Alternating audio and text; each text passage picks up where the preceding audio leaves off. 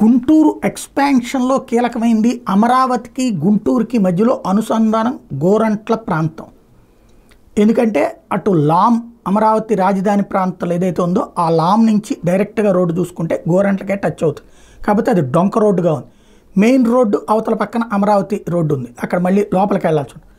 But అంత కీలకమైనటువంటి ప్రదేశంలో ఎక్స్పాన్షన్ చంద్రబాబు గారి కారణంగానే అయ్యింది గోరంట్ల ప్రాంతం.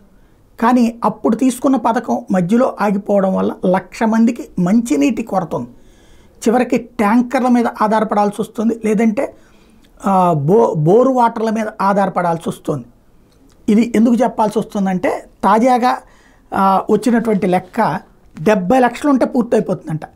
గుంటూరు నగరంలోని గోరంట్ల, రెడ్డిపాలెంతో పాటు inner ring road phase 1, phase 2 పరిధిలోని ప్రజలతో పాటు 10 విలీన గ్రామాలకు తాగునీరు అందించడం కోసమని గోరంట్ల కొండ మీద 4,200 కిలోలీటర్ల సామర్థ్యంతో సర్వీస్ రిజర్వాయరు, 600 కిలోలీటర్లతో బ్యాలెన్సింగ్ రిజర్వాయర్ నిర్మించారు. ఈ పనులకి కేవలం 70 లక్షల రూపాయలు అవసరం ఉంది.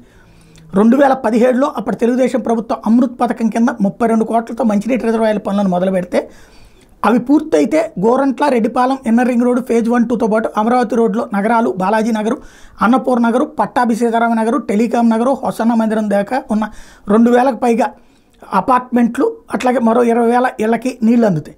సుమారు 60,000 మంది ప్రజలకి ఉపయోగం. అయితే తెలుగుదేశం హయాంలో చాలా వరకు పనులు పూర్తయినా ఆ తర్వాత అధికారంలోకి వచ్చిన వైసీపీ ప్రభుత్వం పట్టించుకోకపోవడంతో, కాంట్రాక్టర్లకి బిల్లు ఇవ్వకపోవడంతో ఏడాదిన్నర పాటు అసలు పనులు జరగలేదు. తక్కెళ్ళపాడు హెడ్ వాటర్ వర్క్స్ నుంచి Autonagar, Gaddipadu, inner ring road నుంచి గోరంట్ల కొండ దిగువ భాగం దాకా డిస్ట్రిబ్యూషన్ లైన్ అయితే వేశారు వైసీపీ హయాంలో. తక్కెళ్ళపాడు నుంచి వచ్చే నీరు పైప్ లైన్ల ద్వారా బ్యాలెన్సింగ్ రిజర్వాయర్లో పడాలి. అక్కడ నుండి తిరిగి కొండ దిగువకి గ్రావిటీ మీద వచ్చేలా ఆ పనులకు రూపకల్పన చేశారు.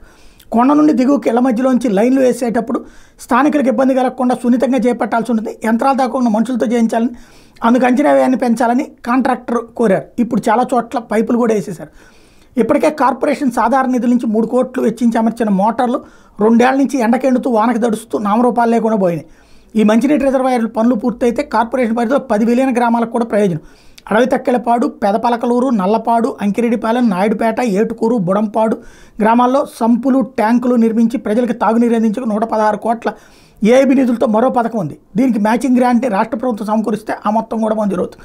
గోరంట్ల కొండ మీద 600 KL సామర్థ్యంతో బ్యాలెన్సింగ్ రిజర్వాయర్ నిర్మాణానికి ప్రధాన కారణం అదే. అది ఒక్క 70 లక్షలు ఉంటే పూర్తవుతుంది.